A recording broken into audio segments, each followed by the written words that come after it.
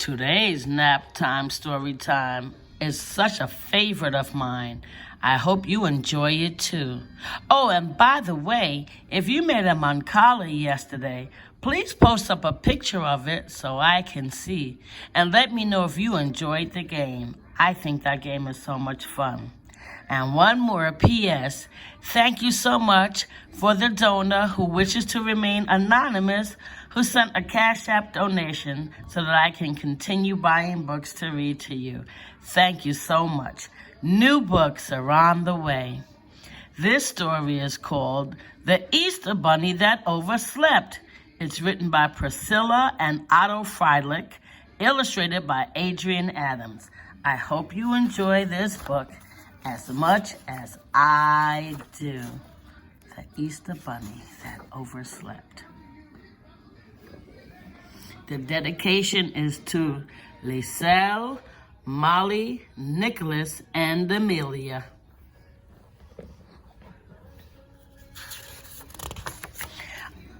Here are the words. You look at the picture while I read the words to you. In his cozy, warm burrow under the ground, the Easter Bunny was sound asleep. He was dreaming of Easter and the brightly painted eggs that he was going to bring to all the children. Easter came at last, but the Easter Bunny kept right on sleeping. There was no sun to wake him up, and it rained all day long. The children were very disappointed not to find eggs hidden on their lawns or in their homes. But their parents had bought some jelly beans, so they weren't completely forgotten. It rained every day for a month, and the Easter Bunny slept right on.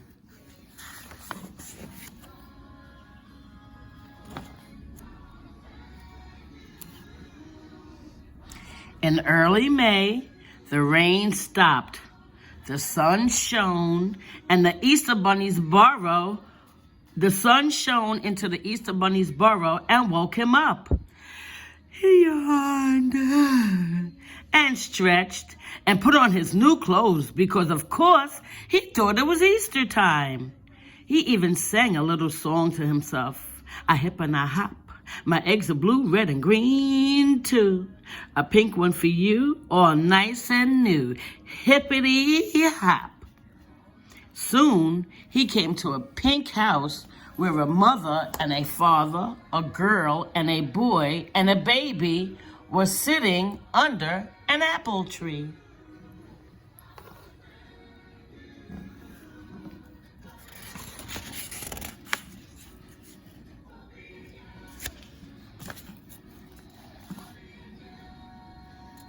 They were eating chocolates, all except the baby.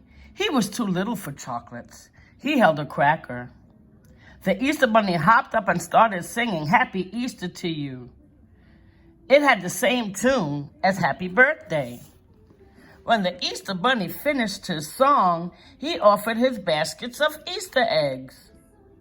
"What's all this?" asked the father. "What is this rabbit doing here?" "Why, it's the Easter Bunny," said the little girl. "But Easter was weeks ago," said the mother. "Today is Mother's Day." "Bye-bye," said the baby. Those were the only words he could say, so he said them over and over. The Easter Bunny decided to try somewhere else. He looked back sadly as he hopped to a yellow house nearby. But no one there wanted any Easter eggs either. He hopped all through the neighborhood, but everywhere he heard the same thing. It was too late for Easter eggs. Some of the people even scolded him for not being on time.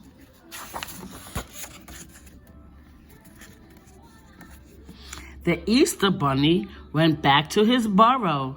He looked at his beautiful basket of Easter eggs that nobody wanted. He thought and he thought. Finally, he had an idea. I'll be a 4th of July bunny, he said to himself. And he started repainting his eggs red, white, and blue. Then he made himself a red, white, and blue hat, and on the 4th of July, he started out again. It was a very hot day, and the bunny's basket began to feel heavier and heavier as he hopped along. When he came to the center of town, he saw a crowd watching a parade.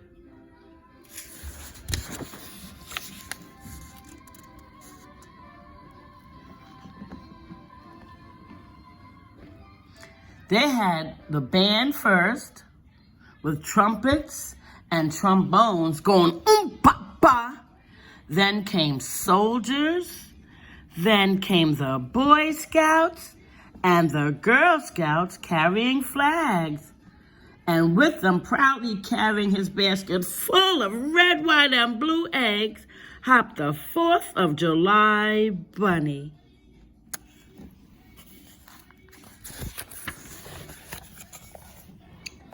"Stop the parade!" shouted an officer. "Stop! Halt!" Everyone stopped. "What's all this?" the officer demanded. "Who are you?"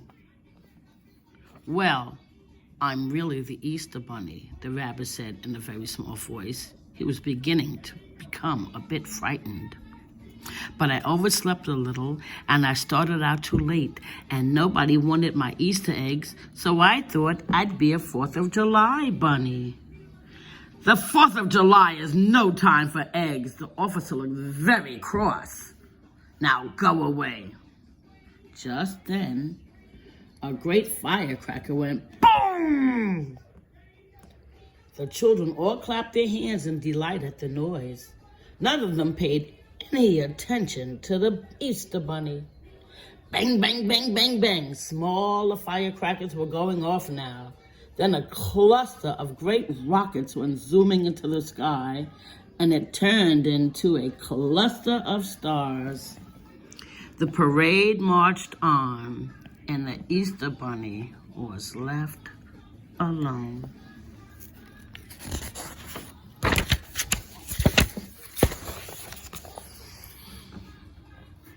He tried knocking at several more doors, but everyone thought he was joking. So he went back to his burrow and fell asleep again. The summer passed and the days grew shorter. The leaves blew down from the trees, and still the Easter Bunny slept. One black night, when the wind howled outside, the Easter Bunny heard a loud knock. He jumped up and opened his door. 3 little white ghosts stood in front of him. Boom! Just then, the wind blew very hard. The white sheets flapped on the 3 little ghosts. The Easter Bunny looked down and saw 3 pairs of brown shoes. It was Halloween. "A trick or a treat!" cried one of the ghosts. "Wait right there," the Easter Bunny said, and happily he went back into his den to get his Easter eggs.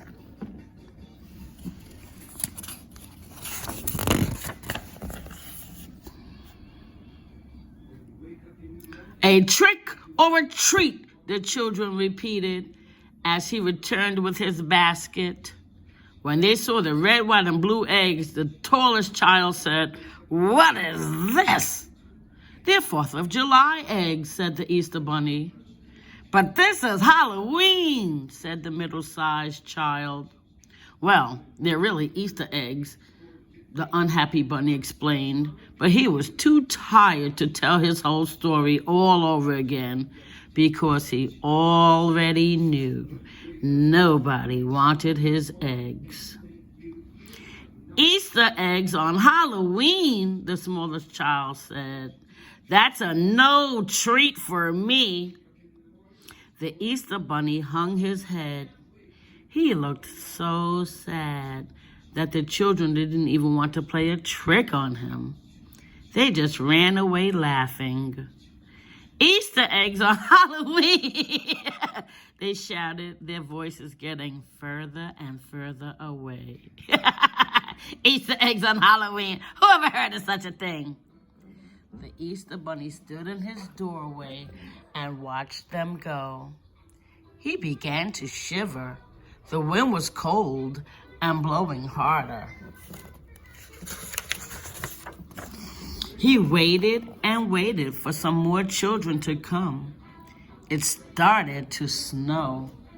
Suddenly, a fierce gale wind swept the little rabbit off his feet and carried him high up into the air. When at last he came down, he blinked and rubbed his eyes. At first, all he could see was snow. Then he caught sight of a sign that said, Santa's house. The sign was shaped like an arrow, and it was pointing to a curving path that led between two rows of Christmas trees. The Easter Bunny hopped down the path, and there, just around the bend, he saw the house. The next moment, he was knocking timidly on the door. Santa himself opened it. Well, bless my soul, he said when he saw the bunny on his doorstep. Come in, come in.